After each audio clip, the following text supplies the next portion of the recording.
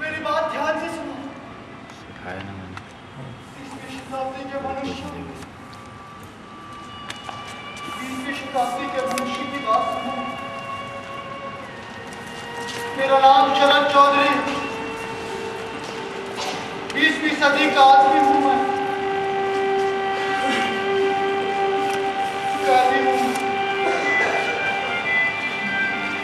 आप लोग मुझे कटघरे में ले आए हैं। 20वीं सदी का आदमी हूं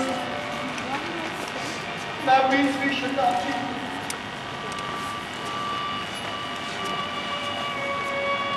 20वीं शताब्दी सुनो।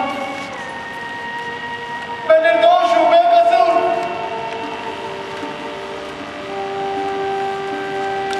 मेरी शताब्दी निर्दोष। मेरी अविकृत विकलांग तुमसे शताब्दी निर्दोष है।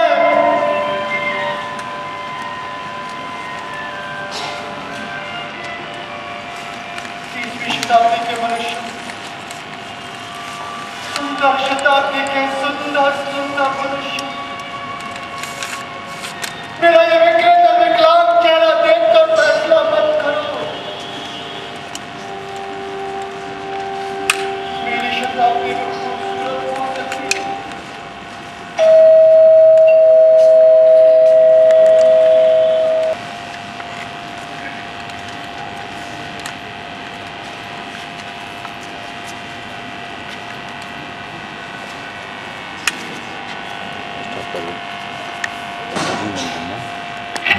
ये तुम्हारा दोस्त भी है और जिंदा भी। याद है 5 साल पहले सुनील आया था, 7 साल विदेश में बिता है और सारी रात तुम लोग बातें कर।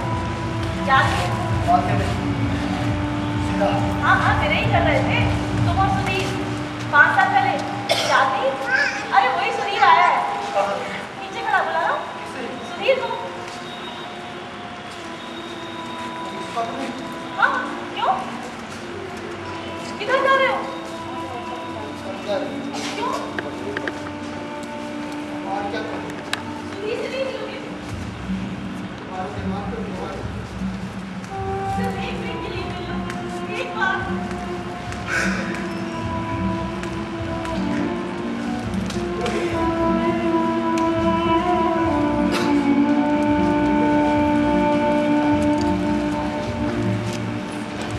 क्या कहता है? मिलेगा नहीं?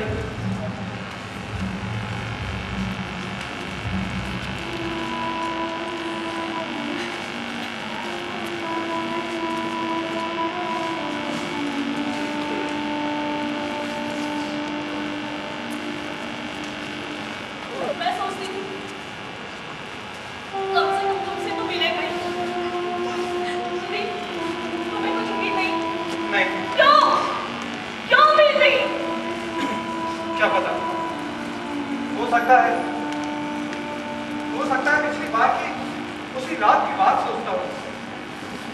तुम उस दिन की बात याद है बाड़ी? हाँ, मैं शाम 7 के करीब में आया था। मैं भी कुछ उसके 5-1 मिनट पहले ही लौटे थे विनोद बाबू के घर से।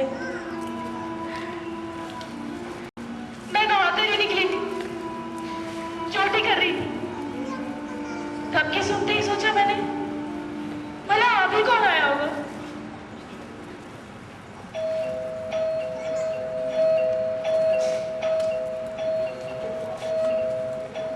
अरे आ रही हूँ बाबा, आ रही हूँ।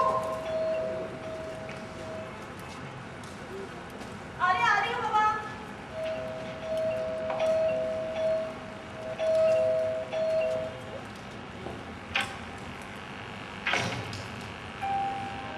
अरे, मैं जल्दी लौट है।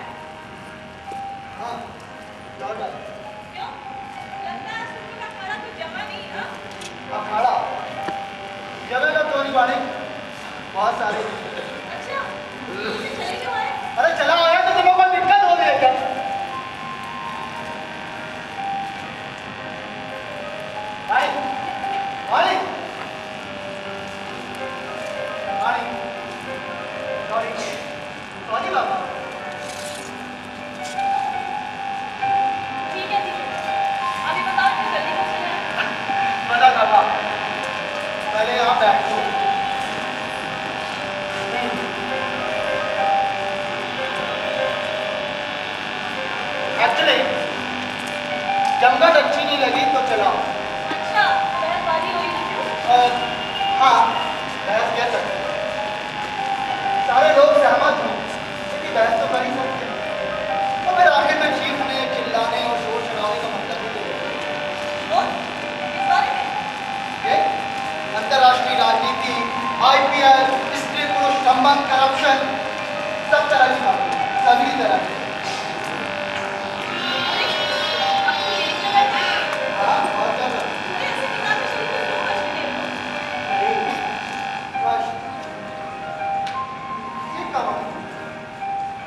अच्छा भाई, मुझे एक बात बता। इंसान का ये शरीर उसके अस्तित्व की एकमात्र निशानी, एकमात्र प्रमाण है ना। अपने शरीर को आराम से, सुख से कैसे रखा जाए, मतलब इसी की कोशिश है ना। अरे क्यों बोले, कुछ बोला भी नहीं। अच्छा बताओ, मैंने क्या गलत कहा? भाई, अपने शरीर की इतनी चिंता और दूसरों के शरीर का हाल समझते नहीं क्या? अरे बाबा, मैं आसपास के लोगों की बात नहीं कर रहा हूँ भाई। तुम मेरा हाल समझना चाहती हो, वो मुझे पता है। अरे मैं तो ये कह रहा हूँ कि ऐसे कोई इंसान एक मिनट चैन से नहीं बैठ अंदर जाओ। और सुनो, कोई आरा गहरा आ गया तो चलता कर देना उसे। अरे यार, धूप करवाने का मूड नहीं है। अरे सुधीर, वाह! चलो यार, तुमने पहचान तो लिया। अरे वाह, पहचानूंगी भी नहीं, ऐसे कैसे? अरे देखो तो तुम्हारा कौन आया है? कैसे बोला रही हो वाणी? उसे? अरे वाणी, अरे गहरे लोगों को चलता करो भाई। तो तुम साफ सुन रहे थे। बिल्कुल, मैं अपनी आदत से बिल्कुल नहीं भूला। अरे आजकल इनका दिमाग है ना, बस। सुधीर, हमारा पेटेंट सरप्राइज है। सुधीर, तू हाँ, लग तो कुछ ऐसा ही रहा हूँ। सुना है मेरा चेहरा कुछ खास बदला नहीं है, पर तेरे को भीड़ में देखकर शरद चौधरी समझता और पहचान लेता, इसमें जरा शक है मुझे। क्यों भाई, क्यों क्यों? मैं बहुत बदल गया हूँ क्या? बहुत नहीं सर, चेहरा थोड़ा सा बदला है। अरे बाड़ी से खाना वाना नहीं देती क्या? अरे वो सब छोड़ यार, तू कब आया, कहाँ से आया, कैसा? भाई चाय बना दूं, शरबत बना दूं या कुछ और खाओगे, बोलो? अरे बाप रे बाप, एक साथ इतनी सारी चीजें मेरे भेजे में नहीं समझ सकती यार। मैं पहले थोड़ा सोचता हूँ, फिर सोचूंगा कि क्या खाना। तो जनाब, 7 साल हो गया। हाँ, अब तुम्हारा सवाल। चाय लूंगा, शरबत नहीं, और कुछ भी नहीं। अभी ला। क्यों भाई, पहले की तरह ही रजजबी की आदत है या नहीं? हाँ, पहले से कुछ ज्यादा ही रचना होता है अब। अरे वाह, शरद फिर तो आज अपनी सारी रात स्टेशन पर ही कटेगी। हाँ। क्यों बंधु, क्या ख्याल है? फिर तो हो गई छुट्टी। सारी रात इनसे बातें की ना, तो सच्ची में उधर घूमोगे। क्यों रे? भाई वाणी का ख्याल है कि आजकल मैं बड़े गंभीर और दार्शनिक सिद्धांतों की बातें करता हूँ। भाई वाणी कहती है तो सच ही होगा, लेकिन मैं उन सबसे पीछे नहीं हटूंगा, बता देता हूँ शरद। हाँ सुन लिया? हाँ, क्यों रे, तुझे डर नहीं लगता? डर? 7 साल यूरोपीय दर्शन के केंद्र में रह आया हूँ, अब तू क्या डराएगा मुझे? है, मैंने दर्शन का केंद्र है। हाँ, मैंने तो कुछ और ही सुना था। अरे बहुत सी चीजों का केंद्र है, जीवन दर्शन उनमें से एक है। कम से कम फिलहाल तो है। अच्छा, जीवन दर्शन, कैसा जीवन दर्शन? सॉरी, मैंने पूछा कैसा जीवन दर्शन? कैसा? इसका तेरे को पता नहीं यार? मैंने तो सुना था कि तेंदुलकर कुछ दर्शन के मंथन करते रहते हो। अरे यार, कुछ पता है, कुछ। लेकिन भाई, तुझसे कुछ अलग और ताज़ा जानकारी भी तो लेना है। 7 साल रहा वहाँ पे तो। अरे तो क्या मैं 7 साल तक दर्शन के पीछे लगा रहा है, तो हमेशा से दार्शनिक था, कॉलेज के दिन भूल गया यार। अब मैं तो साइंस पढ़ रहा यार। तो साइंस पढ़ के दार्शनिक नहीं हो सकता। हो तो सकता है, बल्कि मस्त से शरद की साइंस पढ़कर ही दार्शनिक होना चाहिए, कम से कम आज की। अच्छा, मेरा यही विचार है। पानी चढ़ा दिए, चाय भी तैयार हो जाएगी। अरे नहीं, बढ़ जा, आराम से, जल्दी, आराम से। अरे भाई, जल्दी नहीं। ये देखो, ये बड़ी इंटरेस्टिंग बात है। अच्छा, क्या कह रहे हैं? ये कह रहा है कि आज के युग में साइंस पढ़कर ही दार्शनिक होने की ज्यादा जरूरत है। दर्शन शुरू। हाँ? 7 साल में कोई फर्क नहीं पड़ा। अरे तुम ही तो कहा करती हो कि मैं बहुत बदल गया हूँ। अरे बाबा, मैं वो नहीं कहती हूँ। मतलब इतने दिनों बाद मिले हो, इसका समाचार कुछ नहीं। सीधे फिलोसॉफी का पहचान दुनिया भर की समस्या में बच्ची। सॉरी वाणी, सुधीर,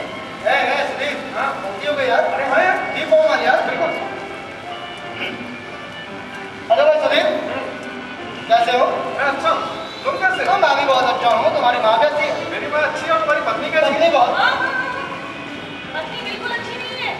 क्यों भाई, पत्नी को क्या हो गया? कुछ नहीं, शराब पी जाए, बाकी राशि घूम फिरे और क्या? ये लो, तुम खुद ही दर्शन का मथड़ा उठा लाएगी। अब इसमें हमारा क्या कसूर यार? कोई कसूर नहीं, चाय लाती हूँ।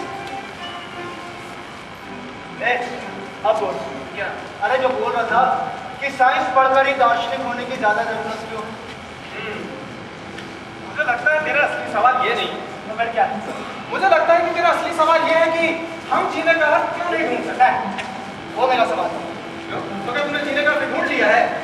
नहीं यार, लेकिन हाँ ये जान चुका हूँ कि जीने का अर्थ ढूंढने से नहीं मिलता। बहुत दूर पहुंच गए। इस देश में तो इसकी गुंजाइश है नहीं शायद। क्यों? देश का अपराध अपराध नहीं, भाग्य। भाग्य। तो क्या इस देश का भाग्य यूरोप से भी अच्छा है? हाँ, एक दृष्टि से। सिर्फ यूरोप ही क्यों, और भी बहुत सी जगहों से अच्छा है। किस दृष्टि? देश ने विश्व युद्ध नहीं देखा है। हाँ, जानता हूँ। सायरन सुने हैं, evacuation होता है, दुर्घट शकाल में मरा भी है। लेकिन शरद में मैं इन लोगों की चर्चा नहीं कर रहा हूँ। एक पूरा का पूरा महादेश, सारे के सारे मनुष्यों ने हड्डियों, मांस, वजन तक भुगता है। खून की हर एक बूंद लेकर समझा है। और एक अपने अकेले का खून नहीं, भाई बहन, माँ बाप, बेटा बेटी, सभी का सम्मिलित खून। एक दिन नहीं, 2 दिन नहीं, 3 दिन नहीं, 6 वर्ष, 6 वर्ष। हाँ जानता हूँ, लेकिन वो बहुत पुरानी बात है। आज की नई पीढ़ी वो तो वो यंगर जनरेशन यंगर जनरेशन का एक बड़ा भाग अपना विकास समय पीतल के टुकड़ों की खातिर सिर्फ फोड़ी करने में बिताता है। कुछ मौजूदा घूमते, कुछ खून के आने के लिए चक्कू छुरियां चलाते, थोड़े बचे हुए सड़कों में चिल्लाते हैं कि हमें और युद्ध नहीं चाहिए। और मजे की बात क्या है पता है? इन सब की जड़ में कारण है कि उनका कारण इनसिक्योरिटी, सुरक्षा का अभाव, एक वास्तविक निश्चित भविष्य का अभाव। नहीं, ये इनसिक्योरिटी नहीं है। कौन कहता है? बल्कि ये तो और भी भयानक है। लेकिन ये इनसिक्योरिटी इस देश में युगों से अलग अलग बनना, मिल कर बनना, ये सब भयानक है यार। लेकिन अब आदत पड़ गई। इस देश का दर्शन तितीक्षा का दर्शन है, क्षमा, सहिष्णुता और धैर्य का दर्शन। और to be called in English, philosophy of resignation। और उन देशों का दर्शन उनके बच्चों को खाना नहीं मिलेगा, शरत ये इतने आगे की बात है कि सोची भी नहीं जा सकता। उन देशों के विचार से उनकी असुरक्षा किसी क्षण मात्र में समाप्त की जा सकती है, किसी भी क्षण। एक शब्द, एटम बम। क्या कहा? Atom bomb, hydrogen bomb. अरे तुम तुम्हें ऐसे क्या घूर रहे हो? मुझे कभी सुना नहीं क्या? एटम बम के संबंध में तो आजकल रिसर्च हो रहा है, नाम कैसे नहीं सुनेंगे? ये क्या बात है भाई? वो तो मेरी फील्ड है। तुम्हारे लिए तो मेरे तो गिरधर गोपाल दूसरों न होए, अच्छा कि नहीं, ये विषय होना चाहिए। इतने दिनों से यही करता रहा हूँ। अरे कॉलेज की पुरानी पत्रिकाओं में भक्ति साहित्य पर आर्टिकल मिल जाएंगे तो मैं शरद चौधरी के नाम से देखना चाहते हो? अरे नहीं, अभी वो सब नहीं। एटम बम के बारे में क्या रिसर्च कर रहा है वो बताओ। रिसर्च कुछ नहीं यार, अरे कोई साइंटिफिक रिसर्च नहीं है। यूरेनियम 235 का मतलब भी नहीं मालूम। बड़ा साफ मतलब हिरोशिमा। एक कम हिरोशिमा। अच्छा सुनिए, एक बात बता सकते हो? क्या? यही ये युद्ध शुरू किया जापान ने, जापान का एटम बम गिराया अमेरिका। ये भी ठीक। अब हमारा उससे क्या संबंध है बता सकते हो?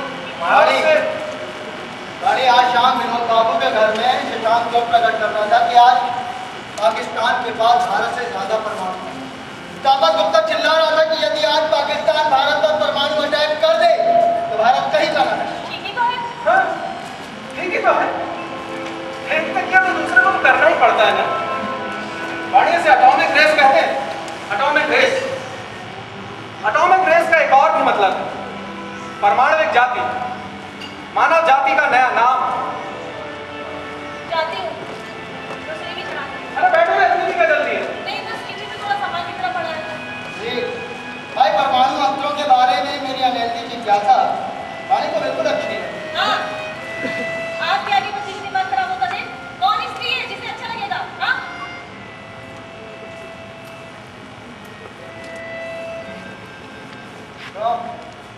बोलती दोस्ती बंद हो गई? नहीं, वाणी को अच्छा नहीं लगता इसका दोस्ती बंद होने की कोई बात नहीं, लेकिन हाँ तुझे देखकर जरूर मेरी दोस्ती बंद है। क्यों? ठीक ही तो है, अपने पैटा बम लेकर माता बच्ची करने की क्या पड़ी है यार? माता बच्ची करने की बात है, माता बच्ची करने की बात है, ज्यादातर लोग नहीं करते, ये अलग बात है। अरे तो तुम्हें को सिखा बात फिर अपना। बता दो, पहले तो मुझे एक बात बता। क्या? अमेरिका ने जापान में जो परमाणु बम गिराया उसमें तेरी और मेरी कोई जिम्मेदारी? क्या जिम्मेदारी तू बता। क्या सारा पाप अमेरिका का है क्योंकि उसने बम गिराया? क्या सारा दोष सिर्फ जापान का क्योंकि युद्ध की शुरुआत उसने? बोलते चलो। जी, इसके लिए अमेरिका के सभी लोग नहीं, कुछ लोग जिम्मेदार हैं, कुछ लोग। और जापान के साथ भी यही सच है। कभी मौका आने पर भारत ऐसा काम नहीं करेगा, कोई कह सकता? करेगा ही, ये कहना ज्यादा सही होगा। तो फिर मतलब जिम्मेदारी मनुष्य मात्र की। राइट, जिम्मेदारी मनुष्य मात्र की। तो राइट सी, तो तू मनुष्यों का फैसला करना चाहता है? मनुष्यों का फैसला मैं कैसे कर सकता हूं? मैं भी तो एक मनुष्य हूं। तू तो कभी एटम बम नहीं गिराएगा ना। तो फिजिसिस्ट है, कभी मौका पाकर एटम बम बनाने का मदद नहीं करेगा, ऐसा निश्चित तो कह सकते हैं? नहीं कह सकते।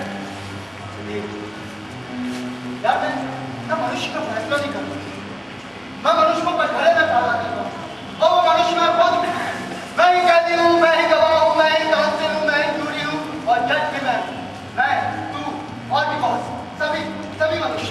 ये देखो, ये एविडेंस, हिरोशिमा, नागासाकी, बिकिनी, असल में सारी धरती। मैंने शुरुआत हिरोशिमा से कहाँ तक पहुँचे? बहुत ज्यादा नहीं, लेकिन फिर भी काफी आगे। अगर तू कहे तो आज की रात में फैसला कर सकते हैं, मैं अकेले नहीं कर पाऊंगा। क्यों? डर से। कैसा डर? एक के बाद एक सबूत और गवाह सामने आए। यदि उस समय मैं खुद को संभाल नहीं पाया, यदि क्या? कुछ नहीं आया। तू राजी है या नहीं ये बता। और वाणी हो सकती तो अच्छा, लेकिन उसे छोड़। तू राजी है नहीं? अब मुझे लगता है तू प्लांचेट चलाने की तैयारी कर रहा है। प्लास्टिक तुझे क्या लगता है मुद्दों को बुलाना आसान, तब राजी? मुझे लगता है कि तू पहले से ही अपने आप को काउंसिल फॉर प्रोसिक्यूशन बना बैठा है। हाँ, तो तू डिफेंस काउंसिल बन जा। क्या? ये कैसे हो सकता है यार? डिफेंस की जिम्मेदारी का तेरी भी नहीं है, सिर्फ प्रोसिक्यूट करेगा बस। यार मैंने डिफेंस के लिए कुछ भी नहीं ढूंढा है। शराब जानता हूँ, मैंने भी अपने आप को अक्सर इसी तरह से दिखाया, लेकिन डर।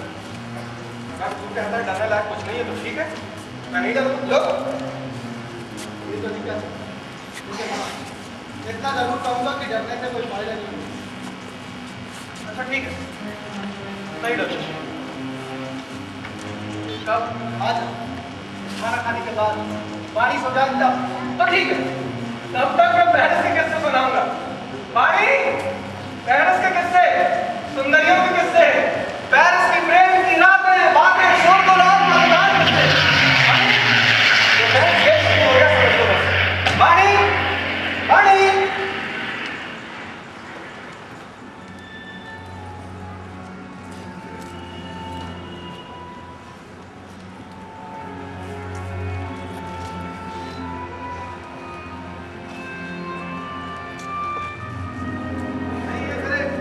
कागज पत्ता तो सब उलट-पलट पड़े हैं, तो शुरू कहाँ से करना है? अरे कहीं से भी शुरू कर, क्या बात, कोई बात थोड़ी पड़। ये कैसे हो सकता है? 6 अगस्त सन 1945, ये खास पल, इसी पल बहुत कुछ शुरू हुआ और बहुत कुछ खत्म हुआ। जो शुरू हुआ वो आज तक खत्म नहीं हुआ, और जो खत्म हुआ उसकी शुरुआत मानव सभ्यता के उदय के साथ हुई। अब क्या फर्क पड़ता है, कहीं से भी शुरू करता है। चलो ठीक है, यही सही। यूनियन द्वीप प्रशांत महासागर के मरियाना एटलस के बीचों बीच एक छोटा सा आकृति जैसे प्रश्न चिन्ह। प्रश्न चिन्ह की तरफ? हाँ, सुधीर इस आकृति का एक सांकेतिक अर्थ और भी, तुम चाहो तो याद ले सकते। American base. हाँ, वॉर कैंप, युद्ध शिविर, एयर कंडीशन बैरक्स, पानी की नलके, cinema, swimming pool, hospital, playground, यानी कि 30,000 लोगों का एक आधुनिक अमेरिकी शहर। एक आवाज, एक खिंचाने वाली घर घर की आवाज, हर दिन हर बार। काहे की आवाज? अमेरिकी बमबार जहाज एक उड़ा, ईरान में, और फिर अचानक एक दिन वो आवाज शुरू हुई। महीनों तक दुनिया के आसमान में खामोशी लहरा रही। सभी के कानों में वही निस्तब्धता का बोल, कोई देख नहीं उठता। कंट्रोल टावर ने सारी उड़ानें रद्द कर दी। बहुत दिनों बाद बहुत दूर से एक आवाज टकराने लगी, वही परिचित घर घर की आवाज। सभी ने राहत की सांस ली। बहुत धीमी आवाज, अकेले जहाज की अकेली आवाज, हजारों हजार उत्सुक आंखें उमड़कर उस अकेले जहाज को छू रही थी कि अचानक वो विशाल जहाज भरा पथ पर उतरा और उसके गर्भ से उतरी एक बड़ी सी हल्की रंग की। कविता कर रहे हो? सही कहा, गलती सुनने वाले की, कविता का कोई दोष नहीं। सुनिए, उस हल्दी रंग के दूसरे बक्से में दूसरा परमाणु बम। पहला परमाणु बम 2-4 रोज पहले एक जहाज से वहां पहुंचाया गया, जिसे कड़ी निगरानी के बीच में वैज्ञानिक शिविर में समेट दिया। यूरेनियम 235? हाँ, uranium 235। 329, group number 509, Lieutenant Colonel Paul Tibbets, Navy Captain William Parsons, Major Thomas Kirby, Major Claude Etherly, Group Captain Cheshire, Major Sweeney, Major Hopkins। इनमें से तुम्हारा पहला गाना कौन? Major Ferret. ठीक है, बुलाओ। मेजर कर्नवी।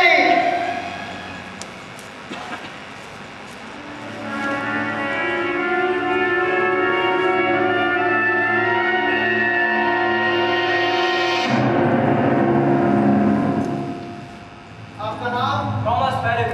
परिवार? स्त्री, 4 बच्चे। तात्कालिक कार्यस्थल? एयर कमांड हेडक्वार्टर, ब्रांटेन, फ्रांस। सन 1945 अगस्त के महीने में आपका 3 ईयर। तब आप लेफ्टिनेंट कर्नल थे? नहीं, मेजर। तो हिरोशिमा बहादुरी का प्रमोशन? हिरोशिमा के बाद प्रमोशन। और बाद की बातें अभी रहने दें। यदि आपको मेजर फेरेट कहे तो कोई आपत्ति? थॉमस भी कह सकते हैं। थॉमस? थॉमस छोड़िए। मेजर फेरेट, सन 1945 साल के बीच में आपको एक खास काम सौंपा गया था, ठीक है? हाँ। एटम बम गिराने की जगह चुनने का भार। साहब, एटम बम के अस्तित्व का भी पता नहीं था मुझे।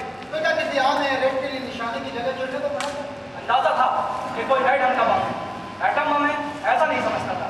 इस काम के लिए आप उनको क्यों चुना? मैं नहीं जानता। मैं जानता हूँ। एयरफोर्स से 40 चुनिंदा जवानों को छांटा गया। मेजर फेरेट उनमें से एक थे, बल्कि एक प्रकार से नंबर 1। जापान के आसमान को इतनी पूरी तरह से कोई और नहीं जानता, है ना भैया? हो सकता है। जगह का चुनाव करने के लिए जापानी आसमान में कितनी बार गए? कई बार, हर हफ्ते 1 या 2 बार। कितनी जगह ढूंढी आप? कम से कम 10। आपको कैसी जगह ढूंढने के लिए कहा गया? जहाँ गिराने से बम की शक्ति का सबसे ज्यादा पता चल सके। मतलब कि जहाँ पर सबसे ज्यादा विनाश हो सके। ऐसा भी कह सकते हैं। इसलिए ऐसे शहर छांटने पड़े थे जिन्हें उस समय बमबारी का ज्यादा नुकसान नहीं पहुंचा। हाँ। 3 घंटे के पहले जापान पर कितनी बार बमबारी हुई थी बताइए आप? करीब 15,000 बार। इस 15,000 अभियान में कितने टन बम गिराए गए? 1 लाख का। जापान के कितने शहरों? 70। मतलब कि सैनिक महत्व के लगभग सभी शहर तब तक नेस्तनाबूद हो चुके थे या कर दिए गए थे। क्यों? हाँ, लगभग। प्रभाव के चुने शहरों का कोई सैनिक महत्व नहीं था। ये कहना मुश्किल है। हाँ, वो शहरों से कम। हाँ। बहुत कम। हाँ। मतलब कि आम जनता के ख्याल में वो शहर शामिल थे। मुझे ऐसे शहर चुनने के लिए कहा गया था जिन पर ज्यादा बम ना गिरे। आपके चुने शहरों में से 4 शहरों पर साधारण बमबारी बंद कर दी गई थी। क्या ये सच है? हाँ। मतलब उन्हें भली के लिए जिंदा रखा जा रहा था। मतलब एटम बम के पूरे और बड़े विध्वंस को साबित करने के लिए छोटे छोटे विध्वंस बंद करने पड़ते, है ना? मुझे क्या इस सवाल का जवाब देना है? जी नहीं, कोई जरूरत नहीं। यूनियन में जब एटम बम पहुंच गया तो कितनों को इस बात का पता चला? लगभग 50 लोगों को। कोई और नहीं जानता था? नहीं ढंग के बात यही अंदाजा हुआ होगा लोगों को। आपको कहाँ तक पता था? मुझे बस इतना पता था कि एक तो यूरेनियम 235 और दूसरा है प्लूटोनियम 239। यूरेनियम 235 का मतलब क्या है? तो सारा मालूम था। बहुत शक्तिशाली बम, ये तो जानता था, पर कितनी शक्ति है ये नहीं समझ सका था। तब समझ 6 अगस्त की सुबह 6 अगस्त सन 1945 हिरोशिमा। जापान के आसमान में उड़ाने भरकर असंख्य तस्वीरें की थी और फिर उनकी जांच पड़ताल और गहन अनुसंधान के बाद मेजर बैनर्जी को एक अमूल्य फैसला हुआ। मेजर बैनर्जी, अपनी उड़ान का ब्यौरा बताइए। 5 अगस्त को ऑर्डर आया 20th airport, group number 509, Hiroshima, Kokura, Niigata और नागासाकी। इन 4 शहरों में से किसी पर भी बम गिरा था। हालात देखकर 3 B-29 प्लेन रात 12 बजे के जरा देर बाद ही रवाना होंगे। ये प्लेन जिसमें बम होगा, ये पायलट होंगे लेफ्टिनेंट कर्नल पॉल डीवेट। तीनों प्लेनों में कुल मिलाकर कितने लोग? 11 सभी को पता था कि कौन सा बम है? नहीं, सिर्फ आपको पता था। मुझे नेवी कैप्टन प्रियम बासत और लेफ्टिनेंट कर्नल पॉल डीवेट प्लेन जब लिटिल बॉय को लेकर ये लिटिल बॉय क्या है? लिटिल बॉय, बॉम्ब का नाम लिटिल बॉय था। प्लेन जब लिटिल बॉय को लेकर हिरोशिमा की ओर बढ़ रहा था, दल के सदस्य विभिन्न ढंग से अपना वक्त काट रहे थे। सभी लोग प्लेन के अगले हिस्से में रखे उस बम के बारे में सोच थोड़े लगी थी। हिरोशिमा के आकाश में उन्होंने भरकर असंख्य तस्वीरें की थी और फिर उनकी जांच पड़ताल और गहन अनुसंधान के बाद मेजर बैनर्जी को अमूल्य ज्ञान प्राप्त हो गया कि ठीक किस जगह और किस क्षण बटन दबाकर बम गिराने से हिरोशिमा का ज्यादा से ज्यादा विध्वंस होगा। इतना सूक्ष्म ज्ञान मेजर बैनर्जी से बढ़कर किसी और के पास नहीं था, है ना भैया? जो शख्स जिस काम को सही ढंग से कर सके उसे वही काम सौंपना सैनिक किया। जी हाँ, आगे बोलिए। हमारा प्लेन 23,000 फीट की ऊंचाई पर उड़ रहा था। बाकी 2 B-29 प्लेन करीब 12 फीट पीछे उड़ रहे थे। बम फटने के जरा देर बाद ही जमीन हिल पड़ी। प्लेन को और ऊपर चढ़ाया गया। नेविगेटर के नक्शे से मिलाकर हिरोशिमा का त्रिभुजाकार अंतरिक्ष पहचाना गया। वैसे रडार के बिना पहचानने में भी मुझे मुश्किल नहीं हुई। आगे बोलिए। और क्या करना चाहते हैं? आपने क्या किया? जो मेरा काम था। क्या देखा? हमारे पास 2 प्लेन थे। हमारा प्लेन अपना काम खत्म करके राउंड हाउस कर ले ही रहा था कि इतने में सारा आकाश हजारों सूर्यों के प्रकाश से जगमगा उठा। संसार के प्रथम एटम बम का विस्फोट हुआ। लगता था हवा नहीं बल्कि धधकती आग हुई। हमारा प्लेन पूरा टर्न ले इतने में हिरोशिमा एक घने धुएं की ओर में गायब हो चुका है। आगे बोलिए। धीरे धीरे लगा ये बादल और भी गहरा ऊपर उठ रहा है। कोई मुक्काबंद हाथ हो जैसे, और फिर अचानक वो मुक्का शून्य तक उठाया।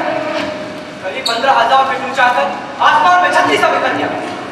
उसके बाद मैंने कुछ और नहीं देखा। जी हाँ, उसके बाद आपने कुछ नहीं देखा, लेकिन बाकी के दोनों प्लेनों ने देखा। दीवारें जलकर राख हो गई थी और हजारों जानवर आगे देखा। लगभग 4.7 वर्ग मील का क्षेत्र पूरी तरह ध्वस्त हो गया। आपने क्या किया? लौट आया। उससे पहले हिरोशिमा छोड़ने के पहले आपने क्या किया? हेडक्वार्टर को एक खबर भेजी। मेजर बैनर्जी ने अपनी नोटबुक में से एक पन्ना फाड़ कर एक समाचार लिखकर वायरलेस ऑपरेटर को दिया। एक संक्षिप्त समाचार, अंग्रेजी के केवल 2 शब्द। कौन से शब्द?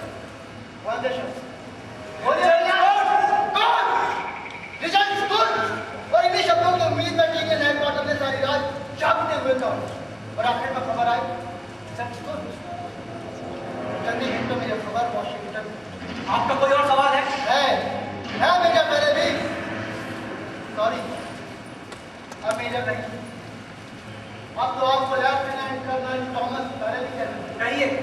यूनियन रवाना होने का जो समय तय किया गया था उसके बाद में 1 घंटा देर करने का ऑर्डर हुआ था, क्या ये सच है? हाँ। 1 घंटा देर करने का ऑर्डर के ऊपर ऐसा कारण जानते हैं? नहीं। अंदाजा लगा सकते हैं? कई वजह हो सकती है, कई टेक्निकल वजह। और ऐसे कामों में ऐसा होना कुछ अजीब तो नहीं। जी हाँ, अजीब तो कुछ भी नहीं, लेकिन 1 घंटा देर से चलने का मतलब है हिरोशिमा 1 घंटा देर से पहुंचना। हाँ। मतलब कि 7:15 पर पहुंचने की बजाय 8:15 पर पहुंचना। हाँ। 1 घंटा देर करने से क्या करना समझते हैं आप? मेरे समझने से कुछ नहीं होता। Order is order. 7:15 पर शहर के सबब से लोग अपनी अपनी ड्यूटी पर आने की तैयारी में। हिरोशिमा के ऑफिस और कारखानों में काम करने वाले शहर से बाहर के लोग ट्रेनों और बसों से अपनी अपनी ड्यूटी पर आने की तैयारी करें। हिरोशिमा के कारखाने और फैक्ट्रियां तब भी नहीं जम पड़ी, लेकिन ठीक 1 घंटे के बाद यानी कि 8:15 पर चारों ओर से हजारों लाखों लोग की खुशियां खत्म हो गई। और ठीक उसी समय आपके सदे हुए हाथों से अपने अचूक निशाने पर दुनिया का पहला परमाणु बम फटा, शायद बिल्कुल टकरी नहीं बचेगी। जो भी बचा हो, मेरा उससे कोई संबंध नहीं। ऑर्डर के अलावा और किसी भी चीज से मेरा कोई संबंध नहीं। आपका उससे पूछना है? हिरोशिमा के बारे में अब आप क्या सोचते हैं? मुझे जो ऑर्डर मिला मैंने वो पूरा किया। बस अर्ज के एहसास के साथ हुक्म की तामील करना मेरा काम था और मैंने तामील की। और वैसे हदाफ में वैसा हुक्म आज भी मिले तो मैं उसकी तामील करूंगा। मेरा प्रश्न ये नहीं था कि किस कर्तव्य की भावना से और क्यों आपने वो सब किया। आइटम बम गिराने के संबंध में आपकी राय क्या है, मैं ये जानना चाहता हूँ। आपका व्यक्तिगत विचार फौजी नजरिए के मुताबिक कम से कम नुकसान करके ज्यादा से ज्यादा नतीजा हासिल हुआ। उसका सबूत है हिरोशिमा के कुछ ही दिनों बाद लड़ाई बंद हो गई और जापान ने अल्टीमेटम मंजूर कर लिया। फौजी नजरिए के अलावा कोई और नजरिया नहीं? जंग के वक्त नहीं, बात आज की तो नहीं।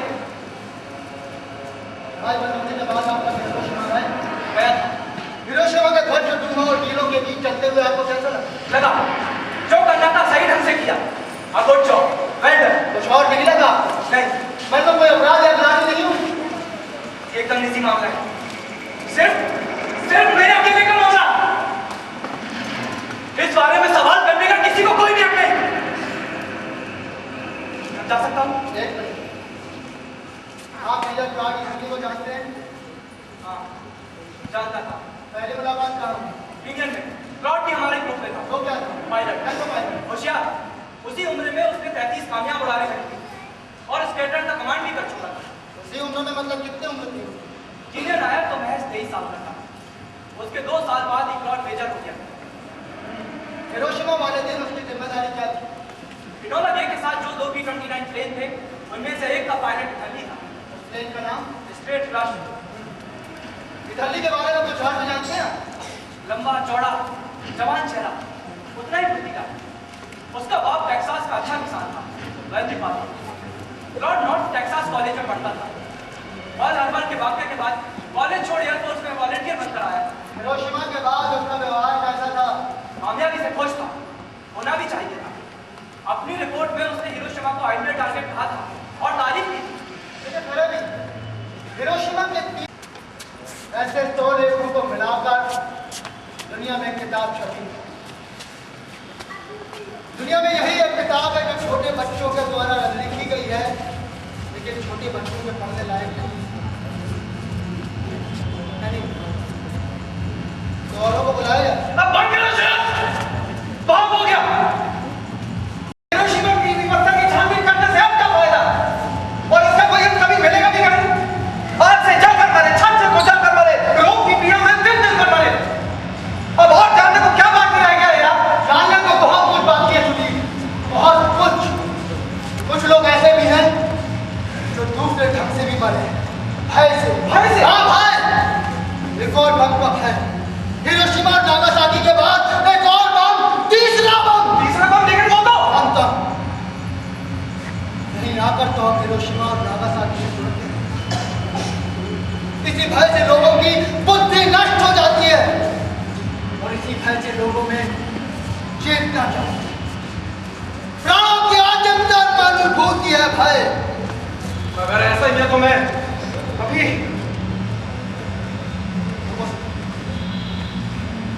डिफेंस में मैं तुम्हारी वकालत सुनूंगा, लेकिन उसके पहले तुम्हें 1,63,641 का बयान सुनना होगा। 1,63,641? ये क्या है? ये नंबर है 163641 एनिमन कावागुची। Any man Kawaguchi? हाँ, उसकी गवाही को तुरंत उलट हो सकती है। उसकी दिमागी हालत कैसी है इस पर डिपेंड करता है। ठीक है, बुलाओ। Any man Kawaguchi.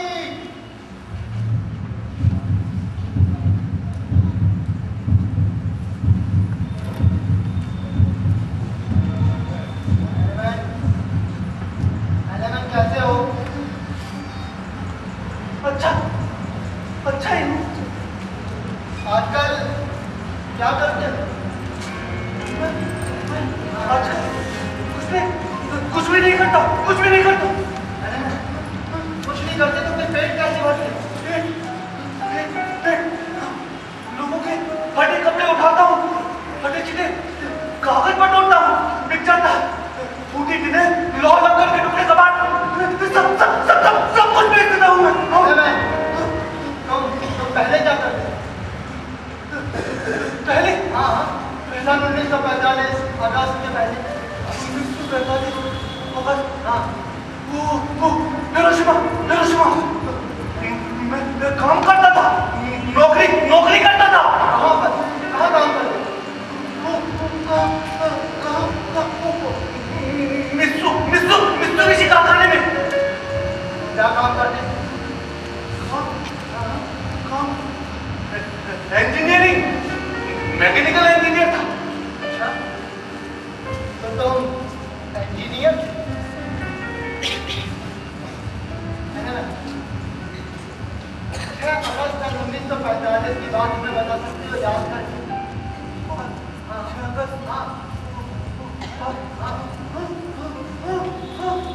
बता सकता हूँ। 6 अगस्त हिरोशिमा, मित्सुबिशी फैक्ट्री, 24 घंटे 2 शिफ्ट, 12 घंटे की एक शिफ्ट, वहाँ टाइम पहली शिफ्ट रात के 2 बजे से दोपहर के 2 बजे तक। मैं पहली शिफ्ट में था। आगे बढ़ रहे हैं। तो हमारी उम्र 40 थी, बड़ा तंदुरुस्त था। 12 घंटे की शिफ्ट में भी मुझे बिल्कुल तकलीफ नहीं होती थी। क्या आगे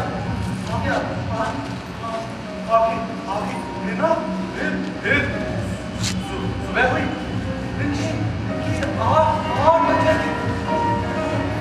दफ्तर में ना तुम बैठे थे, मैं कारखाने से निकलकर यार्ड में आया। रात शांत, समुद्र की ठंडी हवा आ रही थी। आसमान भी नजर आता था। अभी ना सायरन बजा।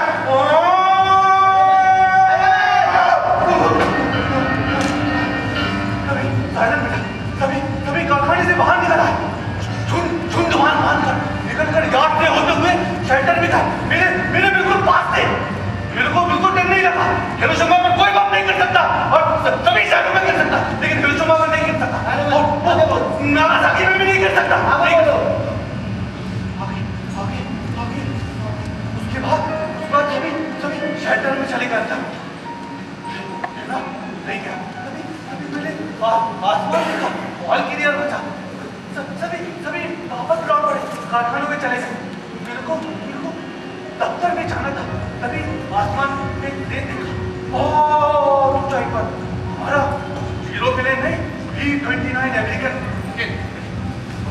वॉल क्लियर हो गया था। अब यहाँ बम नहीं कर सकता, हिरोशिमा पर बम नहीं कर सकता। मैं दफ्तर की तरफ चला गया, जरा सा आगे गए तो जरा सा तो गया, तभी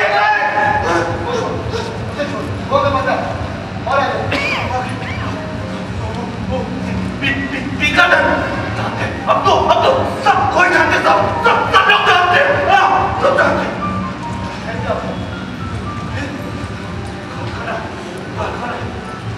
कारखाना एपिसेंटर से बहुत दूर था, लगभग 4,500 मीटर की दूरी पर, लेकिन फिर भी लास्ट के धक्के से गिर पड़ा और मैं भी वहां पड़ा। बाद में होश आया। विस्फोट के धक्के से कपड़े लत्ते तार हो गए थे। वो कारखाने के गोदाम में भी आग लग गई थी। कुछ समझ नहीं आया, कुछ समझ में नहीं आया। फिर मैं उठा, हमारे कमर में बहुत कष्ट, हाथ से टूटे तो खून, शरीर में मेरे पकौड़े फूल रहे थे, पकौड़े कुछ समझ नहीं आया। सिर्फ हमको इसको लगा कि हमको भागना होगा, वो भागना होगा जैसे मतलब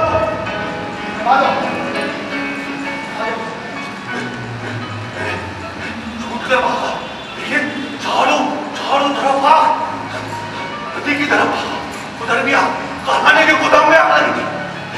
लेकिन सिर्फ एक नदी में आग नहीं थी, मैं नदी के पानी में कूद पड़ा। लेकिन नदी का पार छोटा था। अनेक रास्ते बह रही थी, बहुत ही गंदी हुई चीजें बिखरी बह रही थी। मैं गोता मारा और उस किनारे पहुंचा, लेकिन मैं किनारे हो नहीं सका। उस किनारे के घाट तक नहीं। गंगा चल रही थी, पेड़ चल रहा था, सब चल रहा था। कहकर बाबा इस किनारे आया, इधर भी दुनिया खड़ा हो गई थी, इधर भी दुनिया खड़ा। जय बात, इस किनारे से उस किनारे, उस किनारे से इस किनारे, किनारे तो जाए, उधर लेकिन मैं वहां में जाकर एक जगह किनारा मिल सका। अब वो आप भागते जाओ, आ गया।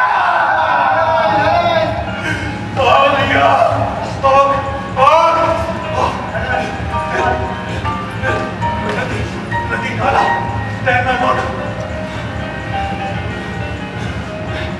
गिरजामा पहुंचा, पूरे 6 घंटों के बाद।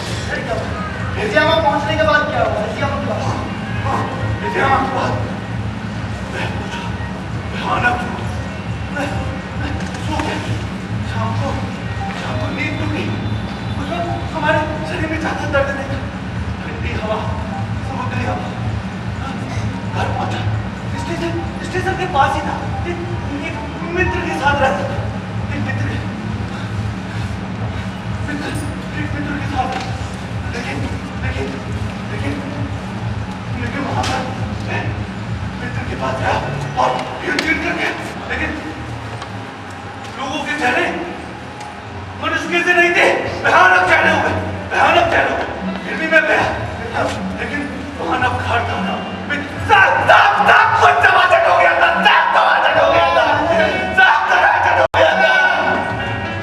सभी शहर को छोड़ के जा रहे थे। मैं बेबस होकर अकेला देखता रहा।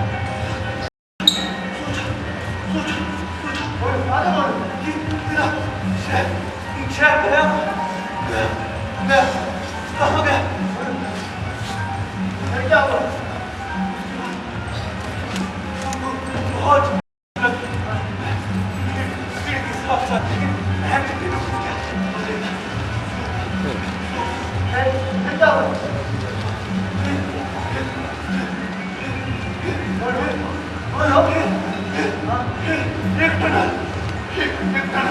एक टनल में ना गाड़ी काफी देर तक खड़ी थी। सुरंग अकेला कोई कह रहा था, अरे बाप रे, बनाना बमबारी हो रही है। पता नहीं कितने दिन तक बाद में गाड़ी चलता है। एक दिन सवेरे रुकी, मैं और अब आपको देखा, अरे ये तो मेरा अपना ही शहर, सेंट्रल स्टेशन। मैं वेन्यू पर चल पड़ा। जमीन माची क्यों? सड़क के दोनों ओर फिर आसमान में सफेद बादल, आकाश में एक प्लेन बहुत ऊंचा।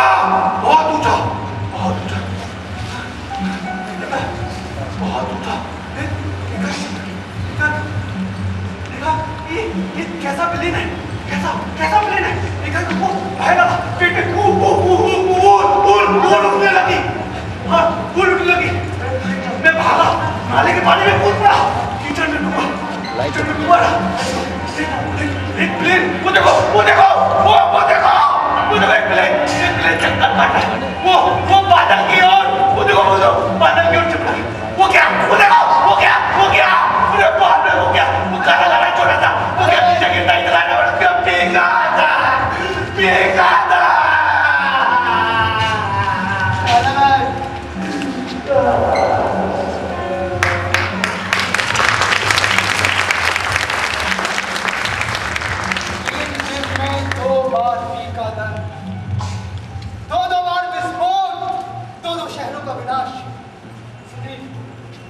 अमेरिका के अखबार इससे कम महत्व और कम दिलचस्पी वाले समाचार हजारों लाखों डॉलर में खरीदते भी है और छापते भी। लेकिन ये समाचार उन्होंने खरीदे भी। ये भारत में कैसे पहुंचा?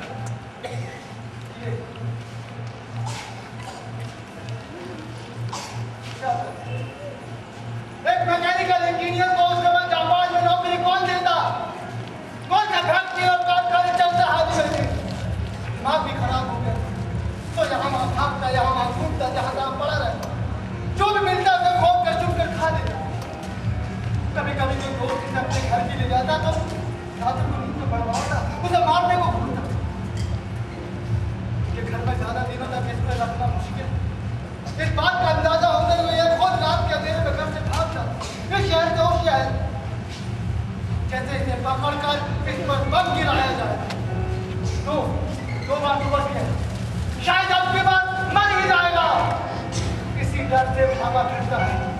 ये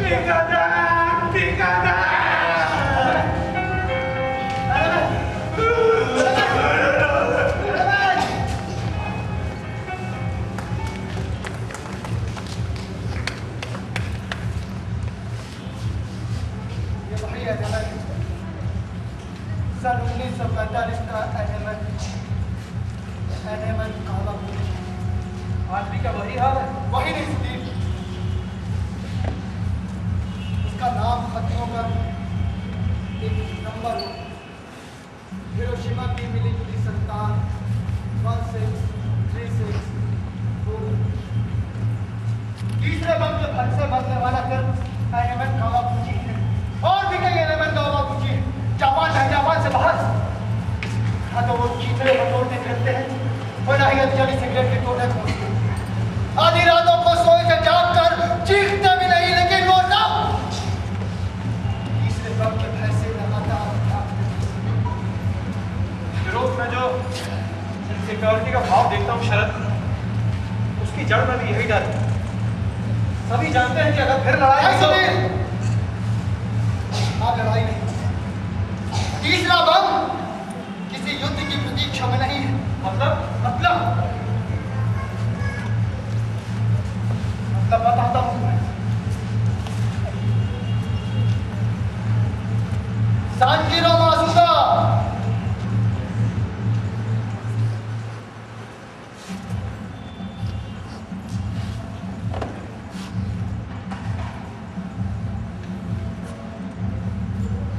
आपका नाम?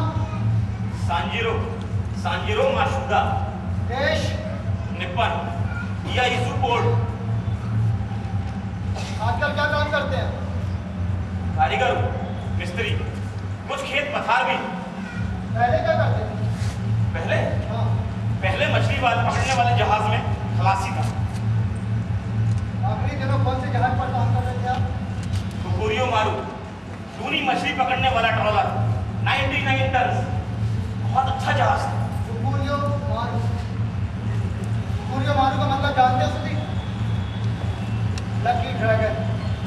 लकी बहुत अच्छी किस्मत की जहाज, रातों रात मशहूर हो गया। कब?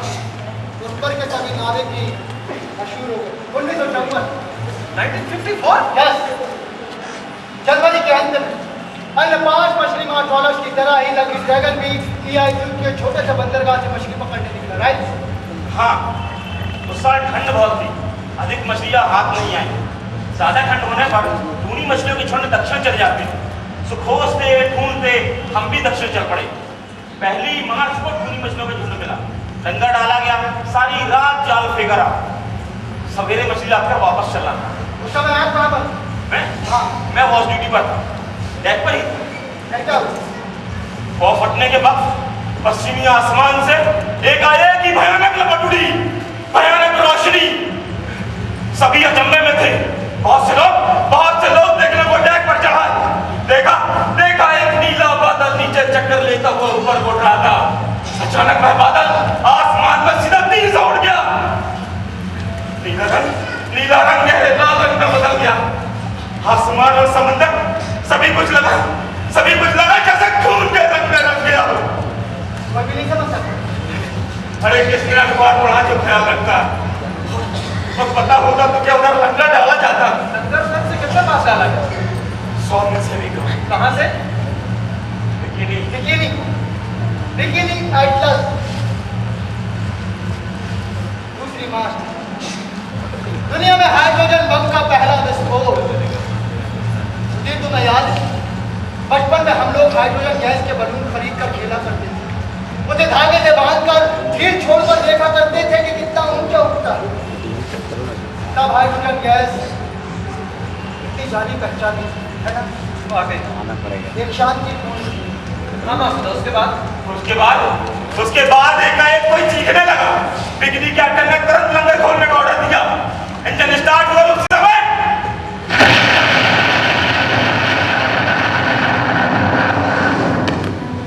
कान के पर्दे चीरता हुआ धमाका, भयंकर और छल लहरें। जहाज के नीचे से लहरें उठ रही थी। जाल फेंका हुआ था, मछली, टूनी मछली का बोझ और जहाज वापसी पर था। उसके बाद जहर, जहर, केवल जहानी जहर, हाँ जहर, आसमान से जहर बरसने लगा। 4 घंटों तक बरसता रहा।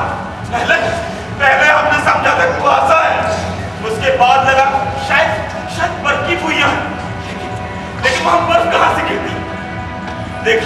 देखा धूल, बारीक पाउडर सी सफेद धूल। टाइफून के बवंडर में ऐसी धूल उड़ती हमने पहले भी देखी, लेकिन आकाश के बर्फ की तरह करते कभी नहीं देखी। किसी ने हाथ में भरकर देखा तो किसी ने पोटली भर ली देश में लोगों को दिखाने के लिए। रास्ते भर पोटली को सिराने दबा कर रहा था। सारा जहाज एकदम सफेद पड़ गया था।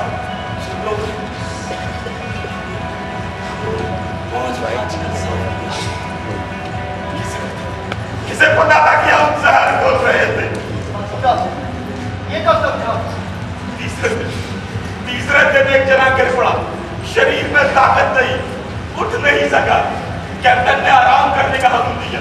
दूसरे ही दिन 2 और गिरे, उल्टियां करने लगे, अंदर छाती में जलन, तेज बुखार।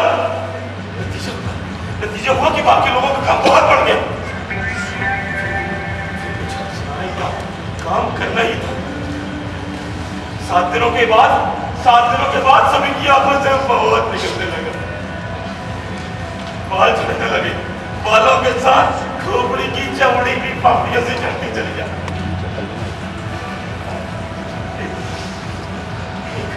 एक मुतहा जहाज ऊँची चला भी रहे थे। बाकी दिन किस तरह निकले मैं ठीक से याद भी नहीं कर सकता।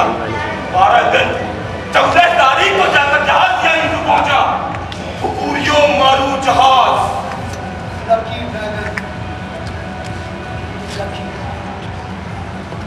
सारी दुनिया को ड्रैगन के लक के समाचार मिल गए। संसार मुग्ध था कि कैसे एक छोटे से आदमी की खोपड़ी ने क्या चमत्कार दिखाया था। सिर्फ 9 ही वर्षों में यूरेनियम और प्लूटोनियम को हाइड्रोजन ने 90 साल पीछे फेंक दिया। गुब्बारों में भरी जाने वाली वही शांत और निर्दोष गैस परमाणुओं की जोड़ तोड़ दे आदमी के हाथ में वो अनंत शक्ति दे दी जो सारी धरती को तहस तहस कर दे।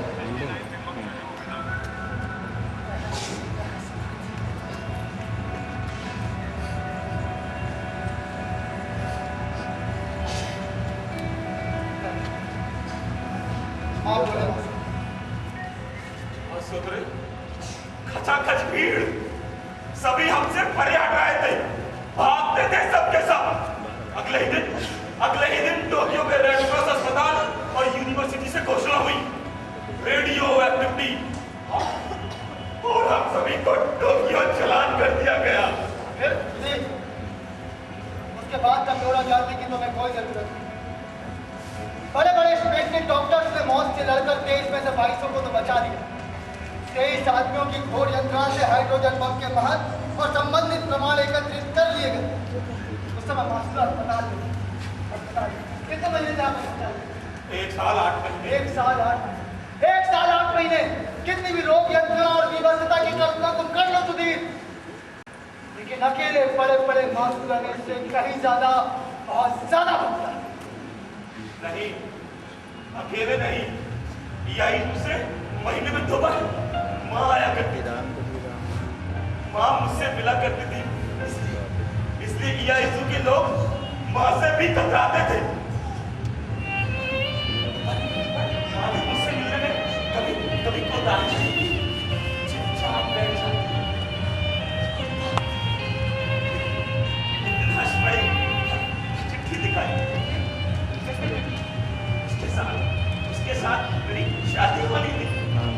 माँ घर पर नहीं थी, उसने वह चिट्ठी बंद दरवाजे से डाल दी। माँ ने सोचा अस्पताल में पड़े वह चिट्ठी पढ़ के मैं खुश हो जाऊंगा,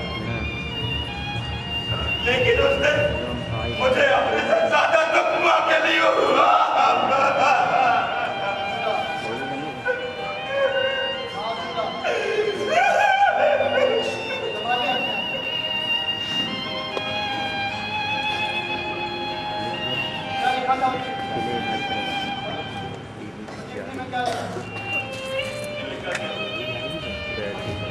वही जो लिखना था। शहर की सुगंध से जले रोगी से प्यार करने की हिम्मत किसमें होती भला?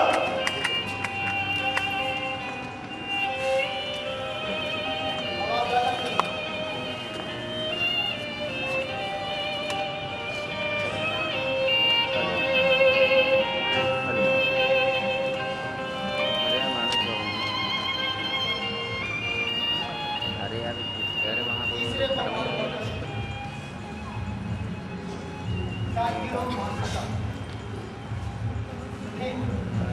अब हमें लड़ाई का और इंतजार नहीं करना। अब तक धरती में बहुत से परमाणु विस्फोट हुए, लेकिन उनकी रेडियो एक्टिव फॉलआउट का अंदाजा आज तक कोई नहीं लगा सका। एक साइंटिफिक फैक्ट बताता हूं तुमको। सन 1945 हिरोशिमा में जो बम गिराया गया था उसकी शक्ति थी 20,000 टन TNT। और 1954 बिकिनी में जो हाइड्रोजन बम का विस्फोट हुआ था उसकी शक्ति थी 2 करोड़ टन TNT। यानी कि 1000 गुना ज्यादा मात्रा तुम्हारे विज्ञान की जय यात्रा। इस वक्त कटघरे में वैज्ञानिक को बुलाना चाह रहे हैं। हाँ, अच्छा, किसे बुलाया जाए?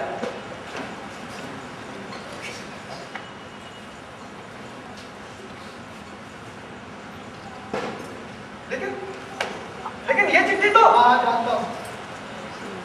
जानता हूँ कि ये चिट्ठी उन्होंने क्यों लिखी, क्योंकि जानता हूँ इसलिए दूसरों को छोड़ो मैं ही बुलाना चाहता हूँ। शर्म तो इन्हें भी कैदी हुई काट है। फरियादी क्यों कहता है? सिर्फ कैदी क्यों कहता है?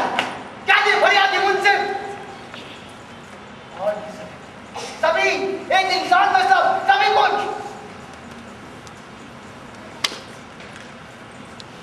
ठीक है, बुलाओ। नहीं, इसे मैं नहीं, इसे तू बुला। ठीक है।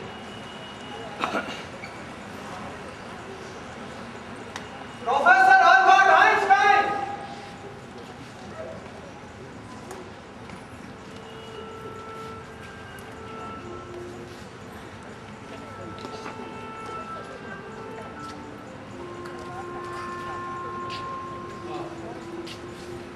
पत्र मेरा वैज्ञानिक लियो सिलार्ड ने जब मुझे वो पत्र लिखने को कहा था उस समय मैं उनके तर्कों को नकार न सका। उस दिन किसे पता था कि विराट विध्वंसक शक्ति हिटलर के हाथ लग जाएगी। तब कौन कह सकता था कि चुप बैठे रहो, आपसे मत खेलो। सारा संसार ही दबाव में चल रहा था। उस दिन मुझे क्या था, क्या हक था? हिटलर हार गया तो नहीं। लियो सिलार्ड उस समय सिर्फ लियो सिलार्ड ही, अधिकतर एटॉमिक साइंटिस्ट उस समय पागलों की तरह कोशिश कर रहे थे कि कैसे इस मानव दानव को फिर से बसने किया जाए। 1945 के अप्रैल में सिलार्ड ने मुझे ये दूसरा पत्र लिखने हुआ। इस पत्र में क्या? पत्र में लिखा था, शत्रु मित्र पक्ष और कुछ तटस्थ राष्ट्रों के प्रतिनिधियों को प्रशांत महासागर के एक निर्जन द्वीप पर बुलाया जाए, उनके सामने ही विस्फोट करके परमाणु बम की विध्वंस क्षमता का प्रदर्शन किया जाए, जिसे देखकर शत्रु पक्ष युद्ध बंद करने पर विवश हो जाएगा। सिर्फ इसी एक उपाय से असंख्य मनुष्यों की जानें बच जाएंगी और शांति स्थापित हो सकेगी।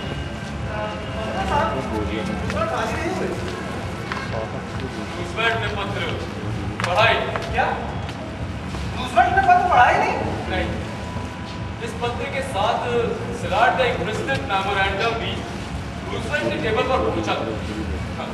अब तक पत्र खुले भी नहीं थे कि 12 अप्रैल को अचानक रूजवेल्ट की मृत्यु हो गई। इसके बाद ट्रूमैन के शासन में हम कुछ नहीं कर पाए। सिलार्ड, जेम्स फ्रैंक, रॉबिन रिच और भी बहुत से वैज्ञानिकों ने सरफोड़ कोशिश की। आखिर ये बात एक विशेषज्ञ समिति के सुपुर्द कर दी। इस समिति में सरकार और मिलिट्री के कुछ प्रतिनिधि और 7 प्रसिद्ध परमाणु वैज्ञानिक भी। इस समिति की राय थी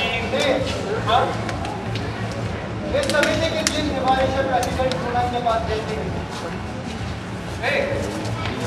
जितनी जल्दी हो सके जापान पर इस बम का प्रयोग किया जाए। तो बम गिराने का लक्ष्य कोई विस्तृत स्थान होना चाहिए। और ठीक बम की शक्ति के बारे में किसी को भी कोई भी सूचना पहले से नहीं मिलनी चाहिए। या फिर सिफारिश इतनी भयानक थी कि नौसेना के प्रतिनिधियों ने इसका विरोध किया, लेकिन समिति के और सभी समिति के वैज्ञानिकों, मैंने हिरोशिमा के फोटोग्राफ देखे, 7 वर्षों बाद यूं ही किसी ने मुझे दिखा दिए। उनमें से कई तो जापानी पत्रिकाओं में भी छपे। मुझे लगा अगर इन सबका मुझे पहले अनुमान होता तो वैज्ञानिक नहीं बनता, कहीं मिस्त्री बना रहता। जी, फोटोग्राफ्स देखने के बाद आपने किसी जापानी प्रकाशक को एक पत्र भेजा?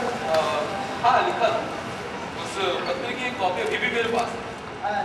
सुनाइए प्लीज। जी बिल्कुल।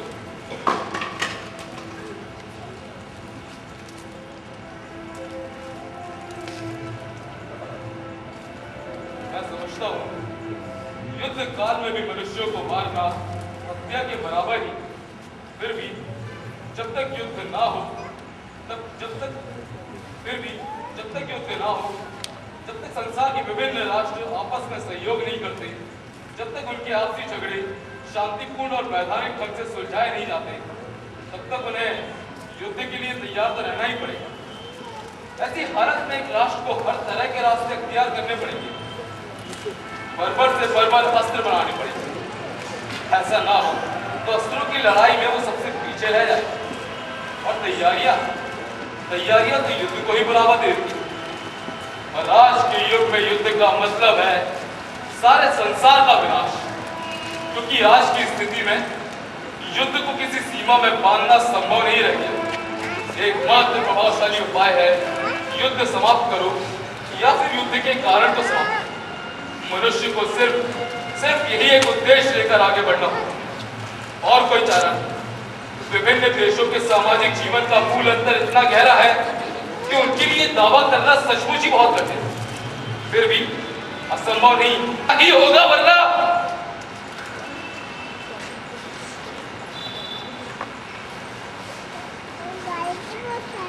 विज्ञान के लंबे इतिहास में वैज्ञानिकों की सबसे घातक भूल कौन सी थी जानते हो क्या? हाइड्रोजन बम का आविष्कार।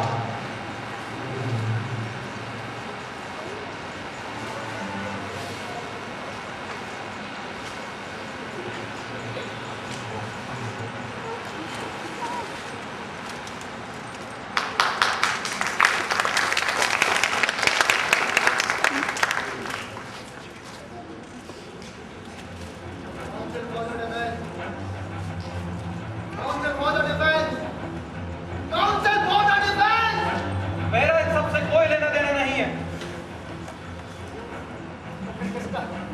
ये ऊपर वालों का काम है शरद, जो देश चलाते हैं और युद्ध भी चलाते हैं।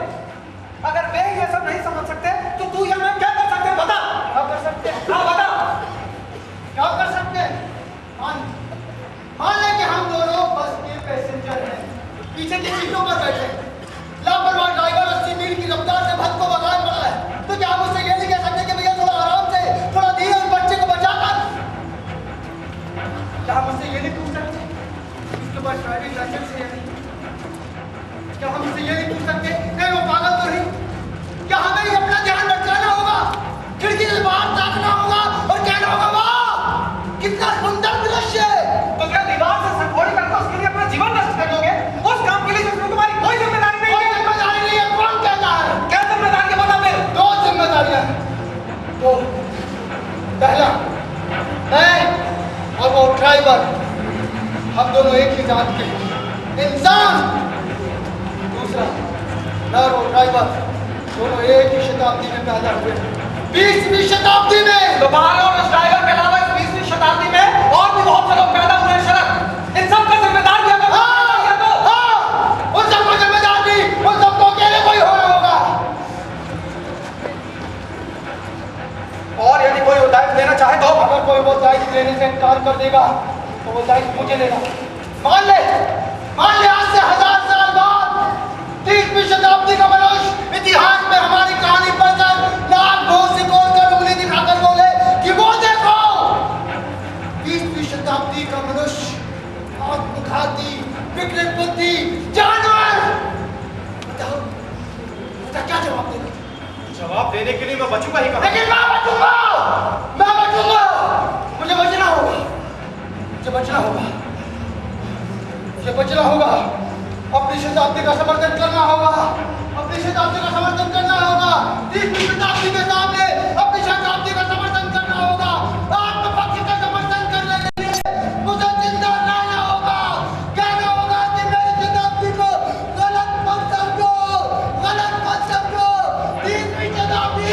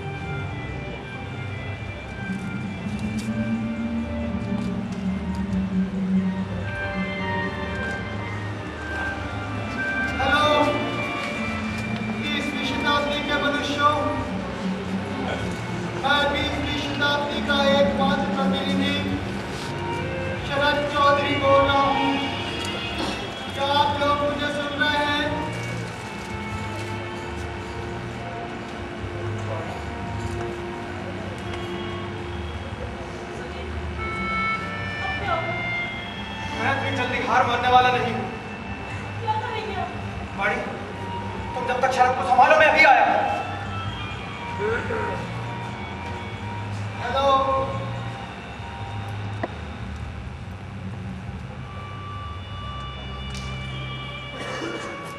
20वीं शताब्दी के मनुष्य मैं विगत विधवा 20वीं शताब्दी का एकमात्र प्रतिनिधि शरद चौधरी हूँ। 20वीं शताब्दी गलत विश्वासों को फैसला मत कर। 30वीं शताब्दी के मनुष्यों सुनो।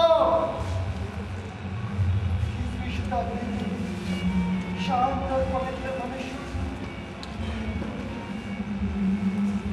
20वीं शताब्दी में सुंदर हो।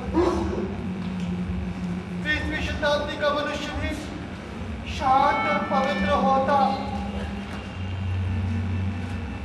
अगर मनुष्य का जन्मजात शत्रु उसे बर्बाद न करता। मनुष्य का वो जन्मजात शत्रु, वो हिंसक निवस्त नरभक्षी पशु जो आदिम काल में मनुष्य के खात्मे की कसम खाकर रहता है।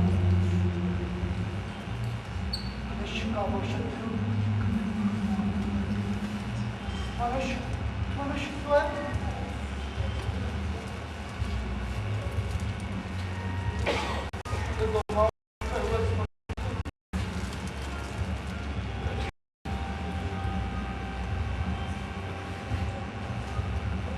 चोट करता हूँ, हत्या करता हूँ, नाश करता हूँ।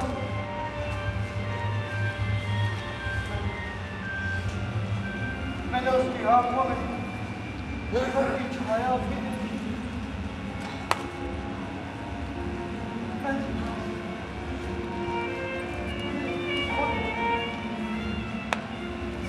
खुद को ही देखा।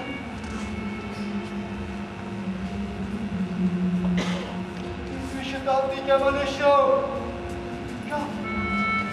क्या आप लोग मुझे सुन रहे हैं? हेलो हेलो, 20वीं शताब्दी के अभियुक्त मनुष्य हम आपको सुन रहे हैं।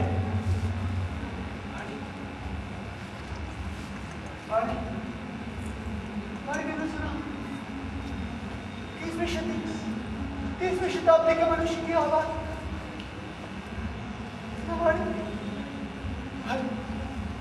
हेलो 30वीं शताब्दी, तुम्हारा जन्म हमारी यंत्रणा केवल कर्म वेदना से हुआ। तुम किसका फैसला कर रहे हो? जवाब दो। इसका जवाब देने के लिए हम आपके पास आ रहे हैं।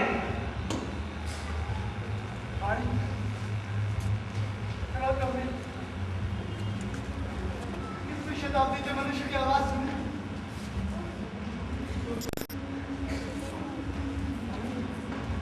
आवाज सुनी। 20वीं शताब्दी के अभियुक्त मनुष्य, हमने आपको क्षमा कर दिया है। आपके विकृत एवं विध्वंसक कार्यवाही के गुनाह से आपको मुक्त किया है। हालांकि आपके कुकृत्य से अभी भी हम मानवीय गुणों के उच्चतम स्तर को छू नहीं पाए हैं। फिर भी हम आपको एक मौका और देना चाहते हैं।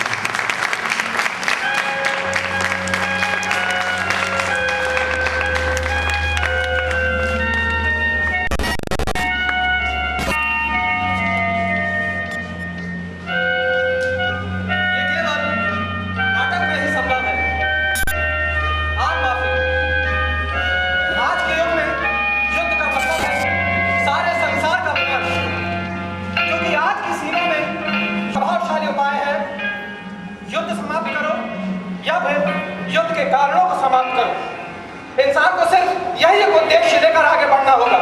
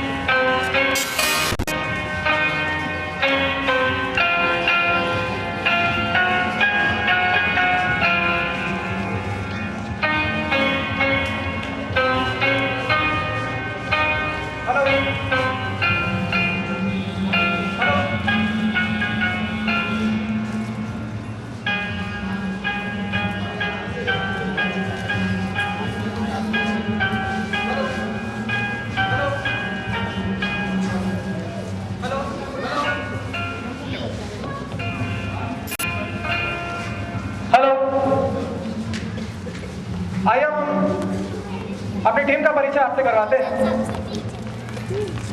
सबसे पहले Vani Aarti Atmesh Garg. Atmesh ji please come on the stage. Thomas Ferebee, Amit Maurya, Leonard Cheshire, Neeraj Maurya, Mrs थर्ली भारती शर्मा, अराधा ओसादा, नितिन विश्वास, अनैमन Kawaguchi, Prashant Ghosh, Kanjiro Masuda, Ranjit Kachhwaha, Albert Einstein, Gaurav Soni, और इसमें जो आपने कुछ कंठ स्वर सुने हैं, क्लॉड एथरली कंठ स्वर, शुभम सेन गुप्ता, एइको मत्सुनागा कंठ स्वर, श्रद्धा संकलेचा। कहाँ है आप? प्लीज स्टेज पर आ जाइए। यो सिहोरो किमुरा कंठ स्वर, श्रेनिक संकलेचा, कियो तनाका कंठ स्वर, श्रेया संकलेचा। शरद का किरदार निभाने वाले महेंद्र ओके।